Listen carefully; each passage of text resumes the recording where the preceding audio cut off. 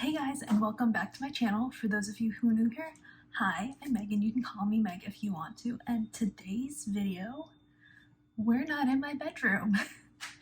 As you can see, I am not home. I'm actually at grad school right now. So today's video is going to be all about the books that I decided to bring with me. If you have not seen my previous video of my bookshelf organization, I have a lot of books. And with that comes the very hard choice of what to bring to school with me to read. And I am such a mood reader that I have to give myself options. Like, oh, what if I'm in a romance mood? What if I'm in a fantasy mood? What if I just want the book I'm reading to tear my soul out and rip it into shreds? These are the questions that I need to consider for when I go off to grad school. And I think the collection of books I have here covers that, so let's get into it. The first book I'm going to talk about is actually my current read, which is My Policeman by Beth Ann Roberts. I picked this up mostly because it's being turned into a movie starring Harry Styles, and you know I love Harry, so I'm definitely going to see it, but I'm really enjoying it so far. I'm like halfway through, like literally, I think it's 51% according to my Goodreads. But I'm really enjoying it so far. If you don't know what My Policeman is about, it takes place in the 1940s in Brighton, England, and it is about this man named Patrick, who is an art curator, and his relationship with his policeman named Tom, but it's also about Tom's relationship with his sister's best friend, Marion, and because it is the 1950s, Patrick and Tom need to be discreet about their relationship. And this is actually inspired by a real life relationship novelist E.M. Forster, never heard of him before, had with the policeman and the policeman's wife. It's told in dual perspective, going between, it started with Marion's perspective, and right now I'm in Patrick's perspective. The only thing I wish they made it clearer that whose perspective it was we were reading from at the beginning, because I was slightly confused, but once you figure out, it's really easy to follow. I have to say, so far I am not totally engrossed in the story. I mean, I'm halfway, so like I'm enjoying it, but it's not one of those books where I'm like, I need to finish. It's one of those times where it's like, oh, let me pick this up before I go to bed, or I could watch The Umbrella Academy, which I've been really into. I'm binge watching for the first time, and usually I will choose The Umbrella Academy over reading my book, if that tells you anything. But I'm still going to finish it. I'm still going to see the movie. I think I will enjoy it, but I feel like this is going to become like a 3-star read for me, which is not a bad rating at all, but it's not anything spectacular to me. The next novel that I brought with me to grad school is Funny You Should Ask by Alyssa Sussman. I've talked about this book before on my channel, I think in my mid-year book freakout tag. Yeah, as one of the books that I want to read before this year ends. That still hasn't changed, obviously, because I brought it with me. But this is a romance novel between a journalist slash interviewer and her celebrity crush, which she met when she interviewed him, essentially. And it's told in dual timeline between the first time that they met, where they spent like 72 hours together, and then 10 years later, where the celebrity wants, what are their names? Where the celebrity Gabe wants Chani, the interviewer, to interview him again after all these years. I discovered this book through TikTok because apparently it was like the conception of it was based on that one Chris Evans interview where he complimented the interviewer's white boots when he was doing Knives Out press. And you know, I love Chris Evans. If there's one thing you should know about me on this channel, I love Chris Evans. I love Harry Styles. I also love this Swedish Venezuelan artist named Omar Woodberg. So those are like my 3 celebrity crushes, plus Zendaya, but everyone loves Zendaya. Anyway, we're getting off topic. It was based off of the one interview that Chris Evans did. And second chance romance. I love second chance romance. Some of my favorite romance novels are second chance romance books. So those are the two standalone books that I have.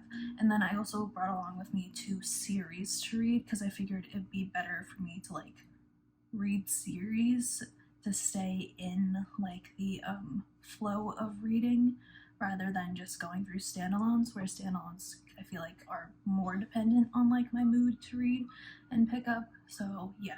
The first series that I'm going to talk about is actually a duology, and that is Boyfriend Material and Husband Material by Alexis Hall. I think I also mentioned Boyfriend Material in my mid-year book freakout tag. I'm getting through my TBR list, guys. It's very slow going because you saw how many books I have if you watch my bookshelf reorganization video. It'll be linked down below. But there's a lot.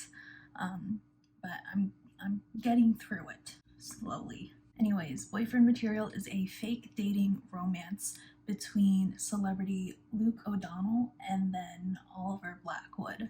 I guess based on the blurb on the back, which I love when books have blurbs on the back instead of reviews. They're so helpful. Side tangent that maybe I'll get into at one point, but not today. But anyway, Boyfriend Material is a fake dating romance between celebrity Luke O'Donnell and his fake boyfriend, Oliver Blackwood, and they get into this romance because Luke needs to improve his public image. So, obviously, based on the sequel, everything's going fine, but I'm still excited to read Boyfriend Material because I heard a lot of fans of Red, White, and Royal Blue, which I love dearly, really enjoy Boyfriend Material. So, yeah, another fluffy romance to read between the next series that I have, because I feel like I'll need like something fluffier between finishing my Policeman, because 1950s queer romance, I have a feeling it's not going to end well. It's going to tear my heart out. And then the other series I have, it's a fantasy series. So yeah, you need something fluffy in the middle of it where you know things are going to end well. And the final three books I'm going to talk about together, because like I said before, it's a series.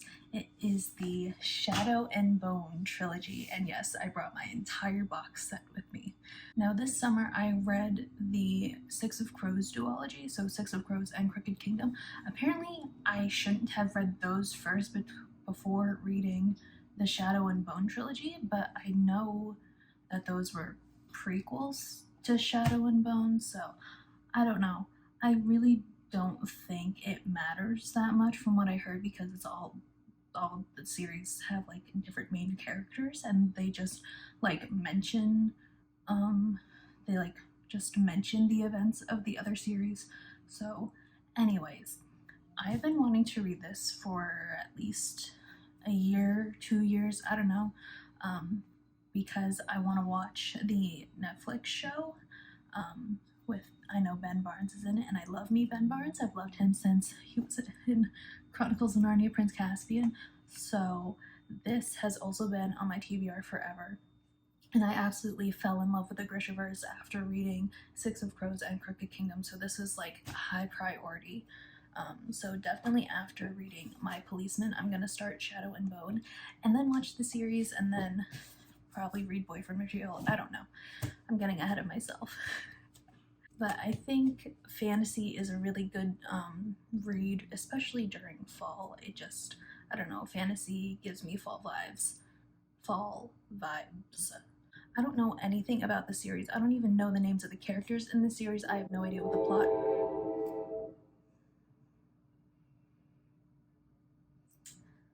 As I was trying to say before the train so rudely interrupted me, how dare you honk your horn when I'm filming? Anyways, as I was saying, I have no idea what the names of the characters in this trilogy is. I have no idea what the plot of this trilogy is, but I think that's okay because that's how I went into Six of Crows and Crooked Kingdom and fell in love with the cast of characters there. So I have extremely high hopes for this series, but I don't think they're gonna let me down whatsoever. Before I end the video, I will insert a clip of the little bookshelf I have set up in my room. I live in an apartment, so this is just my single bedroom. There's a whole living room and stuff that I share with my roommates and stuff. But I have a tiny little bookshelf in my room that is right next to my bed, so here it is. So here is my bed that you saw in the background, and then immediately to the right is this little shelf right next to the window that I just keep all the books in.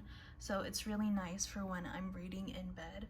I can just pick up my book and put it down whenever I need. I don't have to get up out of bed or anything. So cute little aesthetic shot. And with that, that is the end of this video. I hope you guys enjoyed it. Comment down below what books you brought to school with you if you went away to school. And if you haven't, just comment down below what you are currently reading. I'm always interested in what people are reading. If you want to see more of my face, make sure to like and subscribe this video and follow me on all of my social media, which will be linked down below. I have a Instagram and a TikTok, both at Miss Megan Lee. Other than that, I hope you have a wonderful morning, noon, night, or day, and I will see you in my next video. Bye!